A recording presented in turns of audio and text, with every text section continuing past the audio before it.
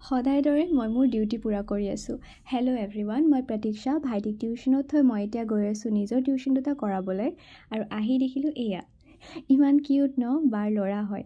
Then আমি সন্ধিয়া গ'লোঁ বাহঁতৰ ঘৰত, যিহেতু আমাৰ ইয়াত থিয়েটাৰ চলি আছে। চ' বাৰ ছোৱালীজনীক লগত আনিবলৈ, যিহেতু আমি একেলগে থিয়েটাৰ চাবলৈ যাম। চ' তাইকো লগত লৈ আহিলোঁ। এইজনী হ'ল গুণগুণ, মোৰ বাৰ ছোৱালী। দেন আমি একেলগে তাৰ পৰা ওলালোঁ আৰু থিয়েটাৰ চাবলৈ গৈ আছোঁ এতিয়া।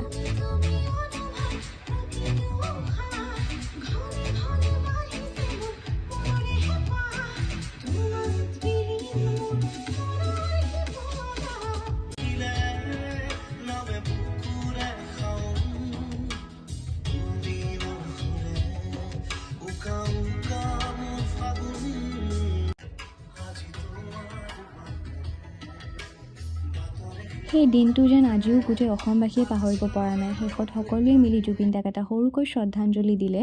আজিলৈ ইমানেই। যদি ভিডিঅ'টো ভাল পালে তেনেহ'লে লাইক, কমেণ্ট আৰু ছাবস্ক্ৰাইব কৰিব নাপাহৰিব। Bye bye.